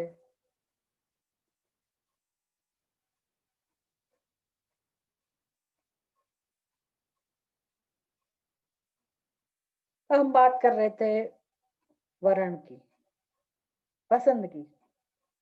यहाँ से शुरुआत होती है शरणागति, फिर उसका अंत। ये शरणागति जिसको सरेंडर कहते हैं, शरणम व्रज, जिसमें शरण शब्द का प्रयोग किया गया, क्योंकि संस्कृत में तो शरण ही शब्द है। वो शरण में जाने के लिए जो साधन है, कैसे शरणागति ली जाती है, उसको साधन बोलते हैं। जो साधन है वही साध्य बन जाता है अंत में। इस प्रकार की शरणागति है। इसलिए अधिष्ठान को प्राप्त करना, अध्यारोप का अपवाद करके सो अपवाद करने की प्रक्रिया शरणागति है। अपने को मिटाने की प्रक्रिया शरणागति है। और अधिष्ठान जो अपना स्वरूप है, उसको जानना, उसको पहचानना, उसका दर्शन करना, ये भी शरणागति है। साधन भी वही है, साध्य भी वही है। इस प्रकार की शरणागति।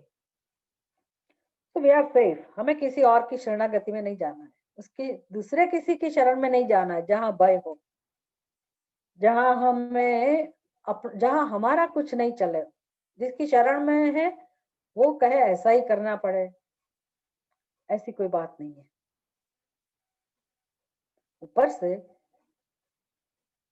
जैसे बताया गया कि ये प्रक्रिया आनंदपूर्ण है। नमक की बनाई हुई जो पुतली है, उसको समुद्र में बहाया तो कब लौटेगी? ऐसा दृष्टांत दिया जाता है। लाली मेरे लाल की हित देखूं उत लाल, लाली देखन मैं गई मैं भी हो गई लाल। भक्त लोग ऐसे बात करते हैं, लाली मेरे लाल की। तो अपने इष्ट देव है, उनकी सुंदरता, उसका स्वरूप पहचानने के लिए जब उसने शुरुआत की, लाली देखन मैं गई, शुरुआत किया उसने, जीव ने, कि मेरे इष्ट कौन है, ये परमात्मा का स्वरूप क्या है। तो धीरे धीरे वो खुद परमात्मा बन गया, मैं भी हो गई लाल। ऐसा कभी देखा है? कितना सुंदर उपदेश है उपनिषद का, भगवत गीता का, कि जीवन उसके लिए है। दुखी रहते हुए मरने की जरूरत नहीं है। We don't deserve unhappiness. शोक हमारा स्वभाव नहीं है, शोक हमारा स्वरूप नहीं है। आनंद ही हमारा स्वरूप है, प्रेम ही हमारा स्वरूप है। उसको कैसे ये समझने की बात है। अनुभूति अनुभव की बात नहीं है। वो प्रेम अनुभूति स्वरूप है, प्रकाश स्वरूप है। वो इस वक्त भी है, अनुभूति तो इस वक्त भी है। किसी का आलम्बन लेके कहीं जाके कुछ प्रयत्न करके ये प्रेम की अनुभूति करोगे, ऐसी बात नहीं है। हम जहां भी है, जिस भी स्थिति में है, अवस्था में है, जैसे भी है, वहां हम प्रेम का अनुभव कर सकते हैं। हाँ, उसके लिए जो आवरण है उसको हटाना पड़ेगा। उसको अविद्या निवृत्ति बोलते हैं। तो उसके लिए शुरू कहाँ से? अविद्या का परिचय, अज्ञान का परिचय, कि अज्ञान का स्वरूप क्या है। ये भी भगवत गीता उपनिषद सिखाते हैं हमको।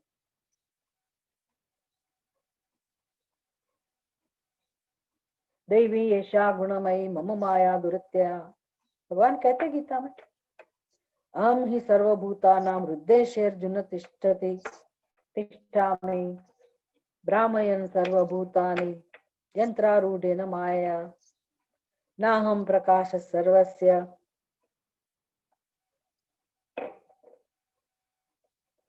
योग माया समावृतः।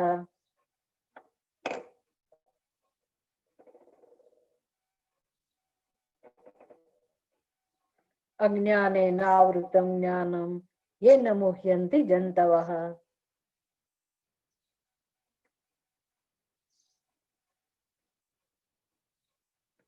शंकराचार्य जी समझाते हैं कि मनुष्य क्यों भगवान की शरण में नहीं जाता है। समान आया से अपि प्रयत्न तो कर ही रहा है, पुरुषार्थ कर रहा है, श्रम कर रहा है, जितना अपने काम की पूर्ति कर, काम पूर्ति के लिए वही वही श्रम उसके माध्यम से, अपने कर्म माध्यम से, अपने व्यवहार के माध्यम से अगर बुद्धि पूर्वक वो कर्म करता है, समझ पूर्वक, ये भगवान के उपदेश को ध्यान में रखते हुए, परमात्मा को साथ में रखते हुए अगर वो प्रयत्न करता है, ऐसा करेगा तो उसको अनंत की प्राप्ति भी हो सकती है। लेकिन क्यों वो पसंद नहीं करता है, भगवान की शरण में क्यों नहीं जाता है? अव्यक्तम व्यक्तिमापन्नम मन्यन्ते माम अबुद्धयः। अज्ञान की वजह से जब अर्जुन ने भगवान से प्रार्थना करी कि भगवान मुझे आप इस विषाद से मुक्त करने का कोई उपाय है तो बताइए, और जब उपदेश शुरू हुआ तो सबसे पहला श्लोक भगवान ने क्या बताया? अशोच्यानन्वशोचस्तम प्रज्ञावादांश्च भाषसे गतासून गतासूंश्च नानुशोचन्ति पंडिताः। प्रतिज्ञा। अशोच्यानन्वशोचस्तम, इसका मतलब है अर्जुन, शोक के लिए कोई कारण है ही नहीं। अशोच्यानन्वशोचस्तम, और तुम्हें पता है गतासून अगतासूंश्च न अनुशोचन्ति पंडिता। पंडित जो है, पंडित का अर्थ ऐसा नहीं करना है यहाँ इस श्लोक के संदर्भ में कि जिसको बहुत समझ में आता है, बहुत सारी विद्या है जिनके पास है, संस्कृत व्याकरण का भी जो विद्वान है, और सभी उपनिषद के मंत्र जिसको मुख पाठ उसका बराबर है, वो अच्छी तरह से सब जानता है, यही पंडित है ऐसा नहीं। पंडित कोई भी हो सकता है, अगर वो उसको पढ़ना नहीं आता है, लिखना नहीं आता है, वो भी पंडित हो सकता है, ऐसा भी अर्थ है। आत्मविद शोकम तरति, उपनिषद में आत्मविद शब्द बताया गया, यही अर्थ में पंडित शब्द है, जिसको आत्मा का ज्ञान है। संबंध क्या है, पंडित बनने का प्रयोजन क्या है, पंडित किसको कहते हैं, उसका फल क्या है? आत्मविद शोकम तरति, तो तरण विद्या, शोक को पार करना, संसार समुद्र को पार करना, उसकी विद्या जिसके पास है उसको बोलते तरण विद्या, उसको बोलते पंडित। पंडिताः न अनुशोचन्ति गतासु न गतासु, जो जीवित है उसके बारे में भी जिनको दुख नहीं है, और जो जीवित नहीं है, जिसके प्राण चले गए, उनके बारे में, उनके विषय में भी जो दुखी नहीं हो सकते। मतलब दुख का कोई कारण ही नहीं है, शोक का कोई कारण नहीं है। जीवित या मृत, जड़ या चेतन, आत्मा या अनात्मा, शोक का कोई कारण ही नहीं है। तो फिर बुद्धिमान मनुष्य को तो चैलेंज मिलनी चाहिए, हमारे जीवन में तो दुख ही दुख है, हम भी दुख से मुक्ति पा चाहते हैं, शोक से मुक्ति चाहते हैं, और भगवान कह रहे शोक का कोई कारण ही नहीं है। हमारे पास तो सुख का कोई कारण नहीं दिखता हमारे जीवन में। कितने ऐसे लोग हैं। और कोई पंडित है तो कैसे है, वो कैसे शोक से पार हो गया। न अनुशोचन्ति, उसके जीवन में क्यों शोक नहीं है। किसी के भी बारे में, किसी भी विषय में, कभी भी, कहीं भी, कोई भी अवस्था में उसके जीवन में, उसके हृदय में दुख नहीं है, शोक नहीं है, विषाद नहीं है, क्योंकि वो पंडित है। तो पंडित मतलब क्या, क्या किया उसने? वो पहले से ही पंडित थे? नहीं भाई, उसका जन्म हुआ तो जरूर अज्ञान तो होगा, तभी तो जन्म होता है। लेकिन उन्होंने अपने जीवन में मुख्य काम क्या किया? अज्ञान को दूर करने का। किसका अज्ञान था? किसके बारे में? आत्मस्वरूप का अज्ञान। उसका परिचय गीता में से मिलता है। गीता उपनिषद का सार है, इसलिए उपनिषद में से ही तो बोध आता है भगवत गीता का। उसको आवरण और विक्षेप ऐसे शब्द भी उसके लिए शब्द प्रयोग किए जाते हैं। अज्ञान, अज्ञान तो हमारे देश में तो सब कोई अज्ञान शब्द से परिचित है, लेकिन अज्ञान कोई द्रव्य नहीं है जो सबकी बुद्धि में ऐसे पड़ा हो, भरा गया हो। सब जगह अज्ञान है, माया है, इसीलिए दुख है, ऐसा सब बोलते रहते हैं। लेकिन भगवत गीता, जैसे पहले बताया ना, कि वो चिंतन सिखाती है। अध्यात्म में ये सब आ जाता है कि हमारी समस्याएं कहाँ से प्रकट होती है, उसकी जड़ क्या है, अज्ञान किस प्रकार से हमारे जीवन में अभिव्यक्त होता है, उसका स्वरूप कैसा है। तो आवरण और विक्षेप दृष्टांत के माध्यम से अगर समझे तो रज्जू शंकराचार्य जी का प्रिय दृष्टांत। रज्जू और सर्प। रज्जू की जगह पर सर्प, तो उसमें सबसे पहले क्या घटना घटी होगी? रज्जू के ऊपर आवरण आ गया।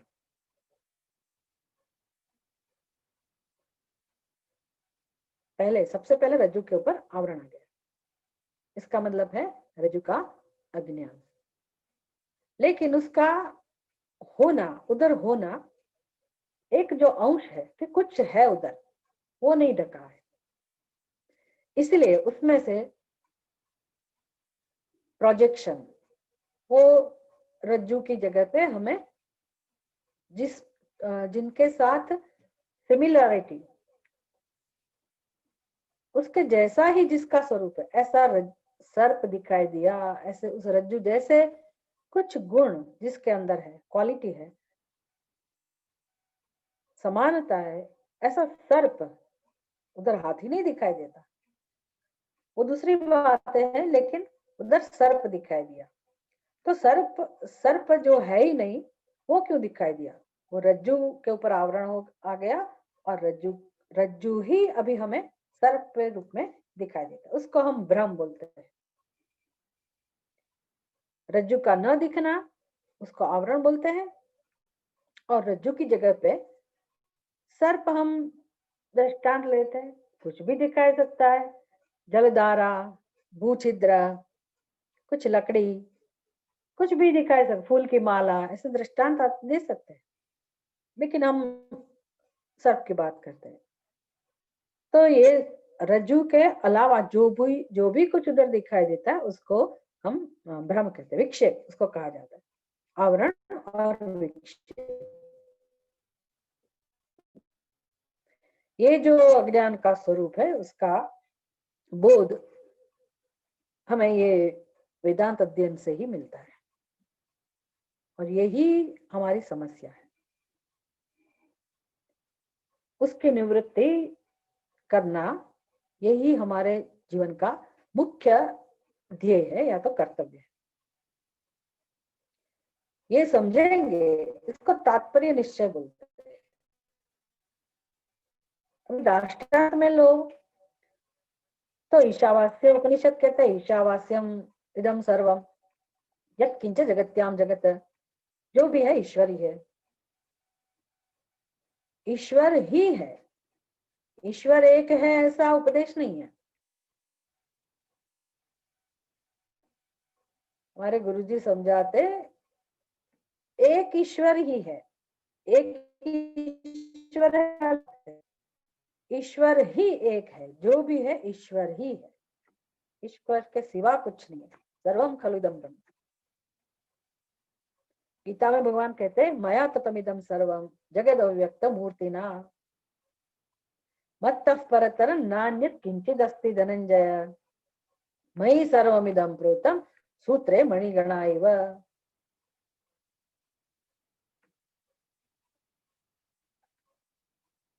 इतने अच्छे तरीके से भगवान गीता में अपने स्वरूप का वर्णन करते हैं।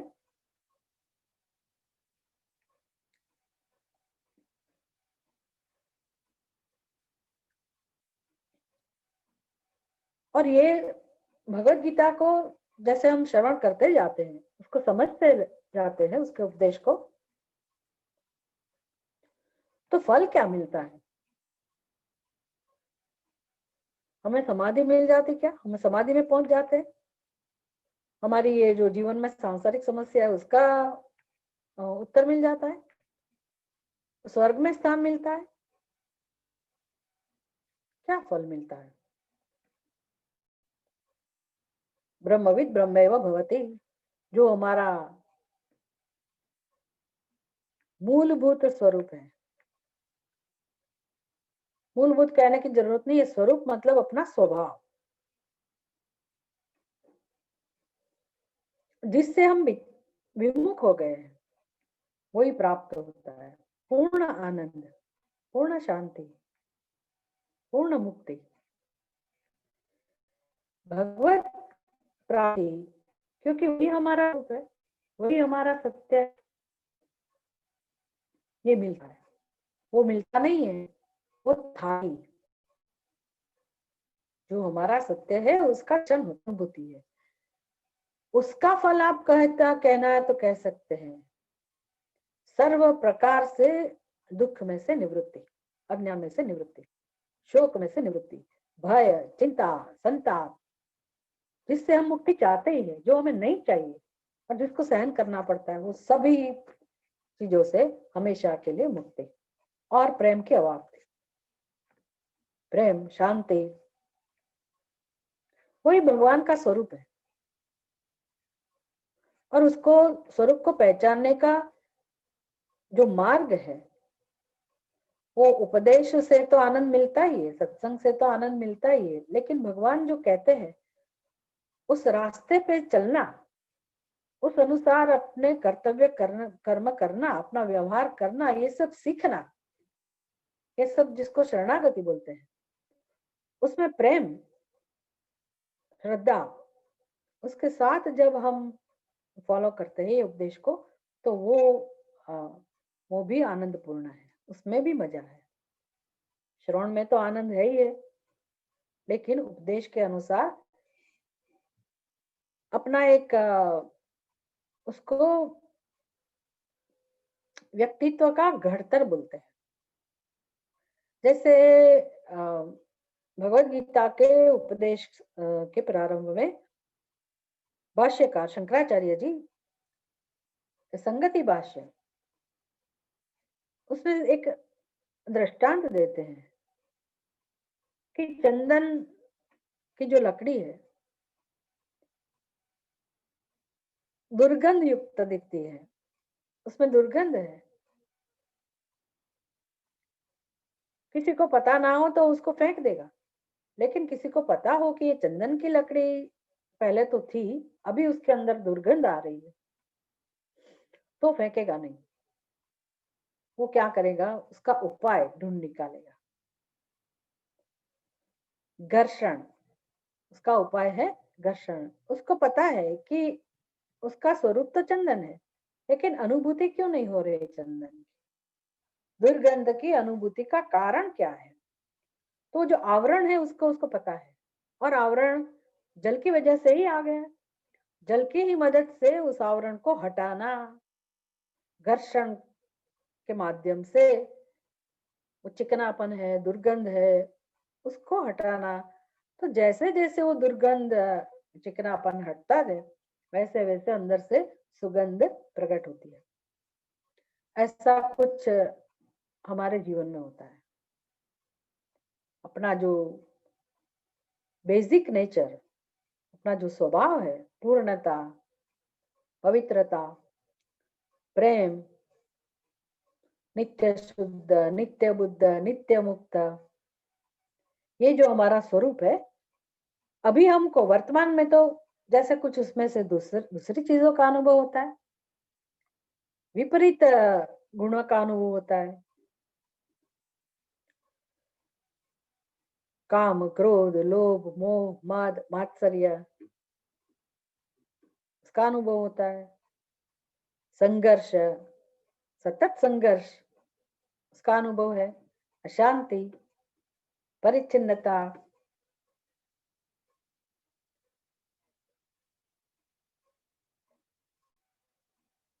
ये जो अनुभव है अपना, मैं और मेरा, कर्तृत्व, भोक्तृत्व, ये सब आवरण है।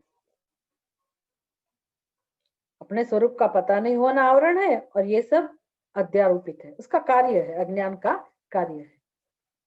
जिसको पता है अमृतस्य पुत्राः वयम, स्वामी विवेकानंद जी कहते थे सब लोग अमृत के संतान हैं। तो हमें इस उपदेश में श्रद्धा हो, तत्वमसि, भगवान के सिवा कुछ नहीं है, हमारा सत्य यही है। तो वर्तमान में जो अनुभव है उसका कोई कारण जरूर होगा। इस अज्ञान का, अविद्या और भ्रम का साक्षात्कार हो जाए, पहला साक्षात्कार इसका हो, अज्ञान का, तब हम उसको दूर करने के लिए प्रयास करेंगे, जैसे भगवान समझाते हैं उस तरीके से। कर्मयोग, मूल्य का अनुष्ठान, जो जो आवश्यक बातें हैं, जो इस आवरण को हटाने के लिए उपयोगी है। ब्रह्म विद्या तो है ही है, लेकिन हमारा जो व्यक्तित्व है उसके अंदर जो ये सब चीजें जो बीच में आती है, रोज रोज हमें शांति का अनुभव नहीं करने देती, उसको कैसे हटाया जाए, उसका मार्गदर्शन भगवद गीता में प्राप्त होता है। उसके लिए हम तैयार हो जाएंगे प्रेम से, क्योंकि हमें पता है हमें क्या मिलने वाला है। तो जैसे चंदन की लकड़ी घिसते घिसते, ऐसा नहीं है कि लास्ट में ही चंदन की सुगंध आती है, जैसे जैसे वो आवरण रखता है चंदन चंदन की सुगंध आती है। ऐसी ही प्रक्रिया है हम ये साधना की, मोक्ष का जो मार्ग है भगवद गीता में जो दिखाया गया, भक्ति और शरणागति के माध्यम से, ये मार्ग भी ऐसा ही है। अगर समझ में आ जाए, पहले श्रद्धा से हम शुरू करें कि मेरा सत्य सच्चिदानंद ही है, परम प्रेम, पूर्णता, यही मेरा स्वभाव हो सकता है, तो मेरा क्या कर्तव्य बनता है, मुझे कैसे जीवन जीना चाहिए, क्या करना चाहिए। कोई विशेष कर्म की आवश्यकता है, कुछ विशेष परिस्थिति निर्माण करने की आवश्यकता है, कोई बाह्य परिवर्तन लाने की जरूरत है, ऐसा कोई उपाय भगवान गीता में नहीं दिखाते। भगवान तो हमें सिखाते हैं कि देखिए सभी प्रकार की अशांति, समस्याएं, उसकी जड़ अंतःकरण में ही है। संघर्ष पहले अंदर है, आंतरिक संघर्ष ही फिर बाहर के संघर्ष के रूप में अभिव्यक्त होता है। तो हमें प्रयास किस दिशा में करना चाहिए, श्रम किस दिशा में उठाना चाहिए, कैसे हम जीवन जिए। फिर भगवान अर्जुन को कहते हैं, जब अर्जुन ने ये भगवान की शरणागति, प्रपत्ति ग्रहण की और भगवान ने उपदेश देना प्रारंभ किया कि अर्जुन उसके लिए तो पंडित बनना पड़ेगा, फिर बाद में वो कहा अर्जुन को, बुद्धौ शरणम अन्विच्छ कृपणा फल हेतवः कर्मजं हि बुद्धि युक्ता कर्मजं हि फलं त्यक्त्वा मनीषिणः कर्मजं हि बुद्धि युक्ता फलं त्यक्त्वा मनीषिणः जन्म दुःख जन्म बंध विनिर्मुक्ताः पदम गच्छन्ति अनामयम्। तो कैसे जन्म बंध के जन्म और मृत्यु के बंधन से मुक्त होते हैं, परम की प्राप्ति करते हैं? क्या उपाय है? कर्मजम फलम त्यक्त्वा, उसके लिए क्या करना पड़ेगा? बुद्धौ शरणम अन्विच्छ, ज्ञान की शरण में जाओ। किसका ज्ञान? बुद्धि का जो अधिष्ठान है। बुद्धि का अधिष्ठाता देवता भी है, लेकिन बुद्धि का अधिष्ठान भी है वो जो चैतन्य स्वरूप, वो भगवान का जो स्वरूप है, जो आत्म स्वरूप में विराजमान भगवान है, उसको जानना। तो ज्ञान की शरणागति, बुद्धि की शरणागति उसका मतलब है ज्ञान की शरण में जाओ। ज्ञान और परमात्मा कोई भिन्न नहीं है, ज्ञान स्वरूप ही परमात्मा है, परमात्मा ज्ञान स्वरूप ही है। इतना ही नहीं, जो है ज्ञान ही है, प्रज्ञानम ब्रह्म। वो देखने के लिए हमारे पास एक दृष्टि होनी चाहिए, वो दृष्टि हमें मिलती है उपनिषद से। जैसे जैसे भगवान अपने स्वरूप का वर्णन करते हैं और हम उसको समझने की कोशिश करते हैं, तो हमारे अंदर एक अनावरण की प्रक्रिया शुरू होती है। और जैसे जैसे वो आवरण हटता जाता है, ऐसे ऐसे हमारे स्वभाव, जो शांति, जो सुख हमारा सही स्वभाव है, उसका प्रागट्य शुरू होता है। उसको भगवत गीता में प्रसन्नता, प्रसाद, ये शब्द का उपयोग किया जाता है। आंतरिक प्रसन्नता किससे? ये तरण विद्या के मार्ग से, ब्रह्म विद्या के पुरुषार्थ के मार्ग से। तरण विद्या के लिए एक कहानी सुनाते थे गुरुजी कि एक बार एक नाव में कोई पंडित मुसाफरी कर रहा था।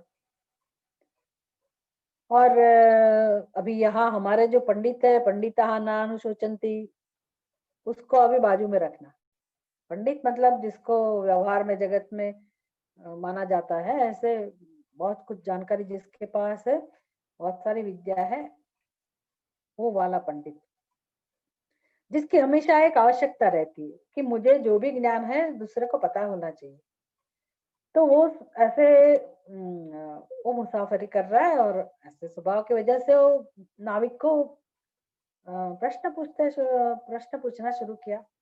टाइम तो बिताना है ना, कैसे भी टाइम पास करना है, क्या करे। तो उसने नाविक को पूछा कि तुम्हें ये मल्हार राग का पता है क्या? राग रागिणी के विषय में कुछ जानते हो?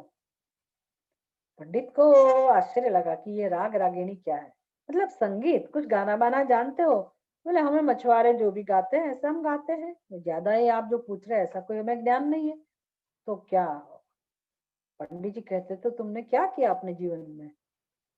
इतना नहीं सीखा, संगीत में कोई रस नहीं लिया, तो तुम्हारी तो 25% जो तुम्हारा जीवन है ना, वो नष्ट हो गया। मतलब कुछ काम का नहीं है, तुमने जीवन में ये नहीं सीखा, तो मतलब तुमने कुछ नहीं सीखा, जीवन में कुछ नहीं किया। तो मतलब मुझे तो कितना आता है बताना पड़ेगा ना। फिर थोड़ी देर फिर सबसे कि क्या साहित्य का कुछ पता है?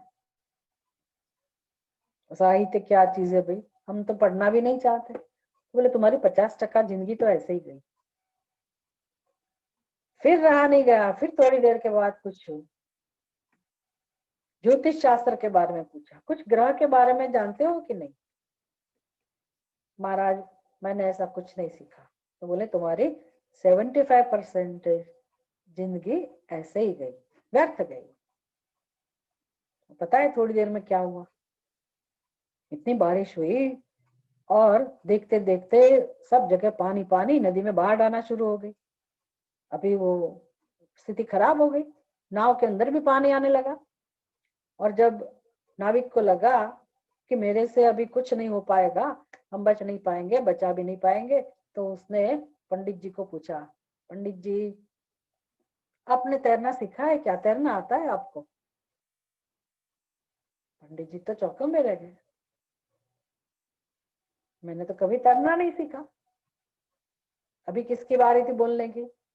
नाविक ने बोला, महाराज जी आपकी 100% जिंदगी, पूर्ण जिंदगी आपकी अभी व्यर्थ गई। मैं तो चला। उसने छलांग लगाई और वो तो बच गया। तैरने की विद्या थी उसके पास, तरण विद्या थी।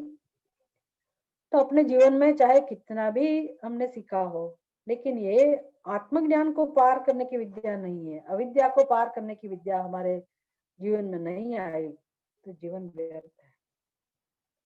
फिर जीवन में हम एक चांस दिया है भगवान ने, हमेशा के लिए ये बंधन से मुक्त होने का, उसका उपयोग नहीं किया। तो पहले, सबसे पहले हमारे जीवन में ये तात्पर्य निश्चय कि जीवन का ध्येय क्या है, प्रयोजन क्या है, उसको हमें समझना चाहिए। और भगवान हमको ये सिखाते हैं, बहुत महत्वपूर्ण चीज। फिर हम कल आगे बात करेंगे कि शरणागति सही मायने में उसका क्या अर्थ है, भगवान का स्वरूप क्या है, उसके बारे में हम कल बात करेंगे। नमस्ते। थैंक यू स्वामिनी जी। इट वाज ए बहुत अच्छा सेशन था, it was a wonderful session. हम सबको बहुत Thank you. सीखने को मिली है। Viewers, if you have any questions, please post it on Q&A box. Swamini ji will take it up now. स्वामिनी जी, अभी हमको एक प्रश्न तो आया है, कार्पण्य दोष क्या है? व्हाट इज कार्पण्य दोष? That is question. ओके, कार्पण्य वो शब्द उस कृपा शब्द में से बनता है वैसे तो, पर वो कृपा का अर्थ जो करुणा है वो अर्थ यहाँ नहीं होता है। कार्पण्य का अर्थ होता है दीनता। कार्पण्य दोष माना गया यहाँ, और उसका अर्थ हुआ दीनता, मतलब अपने आप को दीनहीन समझना, असहाय समझना। तो बुद्धि में जो विवेक है वो प्रकट नहीं हो पाता है, विवेक का सामर्थ्य नहीं रहता है। और जो अपने अंदर भगवान ने जो भी समझ हमारे अंदर दी है, हमारी अपनी समझ हो, कुछ भी ज्ञान हो, तो वो हम उसका अनुभव नहीं कर पाते। ऐसी स्थिति जीवन में आ जाती है कभी कभी। तो दिमाग के अंदर जब ये दीनता आ जाती है तो उसको कार्पण्य बोलते हैं। कार्पण्य दोष अपहत स्वभाव। अर्जुन जब उसका प्रयोग करते हैं कि मेरा अभी ये स्वभाव हो गया, दोष अपहत, तो कृपणता रूपी दोष मेरी बुद्धि में आ गया, उसके प्रभाव में मैं आ गया हूँ, इसलिए मैं अभी स्पष्ट रूप से कुछ समझ नहीं कर पा रहा हूँ। मुझे कुछ समझ में नहीं आ रहा है, धर्म क्या है, कर्तव्य क्या है, इस विषय में मैं समझ नहीं पा रहा हूँ। उसको कृपणता बोलते हैं, कार्पण्य दोष बोलते हैं। स्वामिनी जी, मुझे एक प्रश्न है। गीता में अंत में आई थिंक कृष्णा बोलते हैं कि सर्वधर्म परित्यज्य मामेकम शरणम व्रजा। सो उसमें वहां पे धर्म का क्या तात्पर्य है? जब I mean normally we understand कि धर्म है, अधर्म है, अधर्म को छोड़ना चाहिए और धर्म का स्वधर्म का पालन करना चाहिए। इवन कृष्णा भी वही बोलते हैं कि स्वधर्म निधनम श्रेया बोल के, लेकिन एंड में वो बोलते हैं कि धर्म को भी त्याग करो, मेरे में शरण लो। तो वहां पे उस धर्म शब्द का क्या कैसे समझना चाहिए, क्या तात्पर्य है? उसको अगर हम बहुत ही शॉर्ट में समझना चाहें तो सर्वधर्मान परित्यज्य, सब कुछ छोड़ के, सभी प्रकार प्रकार के धर्म को छोड़ के। इसका मतलब है वो छोड़ सकते हैं, या तो उसका स्वभाव ऐसा है कि जिसको हम वो छोड़ने योग्य है, मतलब उसको छोड़ा जा सकता है। तो जो छोड़ा जा सकता है उसको आप समझिए, और जिसको छोड़ा नहीं जा सकता है उसको समझिए। तो आत्मा एक ऐसा घटक है जिसको छोड़ा नहीं जा सकता, किसी से भी छोड़ा नहीं जा सकता। आत्मा ही एक ऐसी चीज है जिसको हमें पकड़ने की जरूरत नहीं है, बाकी सब कुछ छोड़ा जा सकता है। तो इसका मतलब है आत्मा के सिवा अनात्मा हो गया, बाकी तो सब कुछ अध्यारोप हो गया। तो वो जो धर्म जिसको हमने पकड़ के रखा है, अहंकार, ममकार, राग, द्वेष, और उसमें से जो भी उसके संतति है, वो सबका त्याग, फिर तो धर्म अधर्म सबका समावेश उसमें हो जाता है। और केवल आत्मा को पकड़ना है, मतलब आत्मा को समझना है, उसका दर्शन करना है। ये मैंने भागवत पुराण वगैरह में, ये स्पेशली वैष्णवास में ये मान्यता है कि जब आप एक भक्ति में आ जाते हो, आप अपना नॉर्मल जो वर्णाश्रम हम्म धर्म रहता है उसको छोड़ के आप भागवत धर्म में आ जाते हैं। भागवत धर्म जिसमें कीर्तन वगैरह करना रहता है, भगवान की श्रवण कीर्तन जो भागवत में बोलते हैं। तो हम्म यहाँ पे वो भी अप्लाई होता है क्या, या those are different things? Bhagavata धर्म में मेन तो ये इसके ऊपर महत्व दिया गया है कि आप भगवान की शरण में जाओ प्रेम से, सीधा। मतलब everybody is qualified for that, सबको अधिकारी है। ऐसा वर्णाश्रम व्यवस्था दूसरे कर्म के लिए तो आपको नियम देखने पड़ेंगे, उसको फॉलो करना पड़ेगा। लेकिन भागवत धर्म ऐसी चीज है कि कोई भी जीव, मनुष्य, इतर मनुष्य भी, वो भी भगवान की शरण में जा सकते हैं। तो सीधा आप भगवान की शरण ग्रहण करें अपने जीवन में और समर्पित हो जाइए और उस मार्ग से चल पड़े। तो प्रेम मतलब शरणागति, भक्ति, डिवोशन, ठीक है। इसको भागवत धर्म है, मतलब अपना अपने आप के बारे में, फिर ये कार्पण्य दोष उसमें नहीं आना चाहिए कि मैं तो शूद्र जाति का हूँ, या मैं तो स्त्री हूँ, ये मेरे में अधिकारी नहीं हूँ, ये नहीं। वो कोई भय नहीं है, भगवान के पास कोई भी जीव जा सकता है। वो जिम्मेदारी हमारी है कि हम उनको पसंद करें, इतना ही। ऐसी सोच बात है। सही है। थैंक यू स्वामिनी जी ये क्लैरिफिकेशंस के लिए।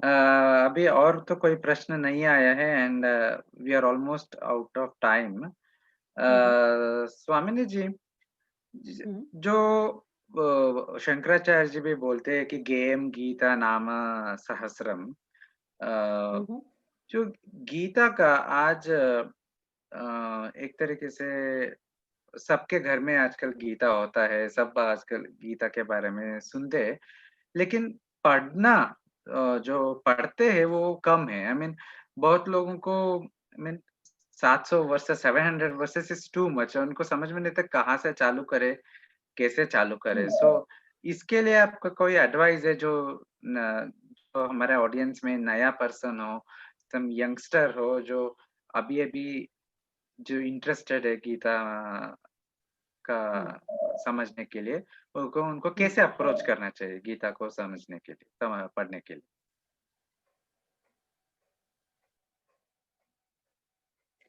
वैसे तो गीता को समझने के लिए तो फिर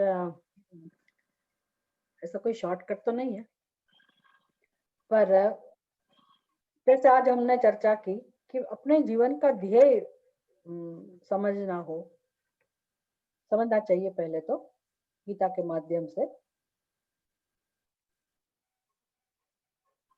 और यंगस्टर है तो उसको अपने वर्तमान समय में गीता कैसे उपयोगी है, ये अगर समझना है तो 18 चैप्टर में जब लास्ट में ये जो वर्ष है, यत्र योगेश्वर कृष्ण यत्र पार्थो धनुर्धर तत्र शीर विजयो भूतिर ध्रुवा नीतिर मतिर मम।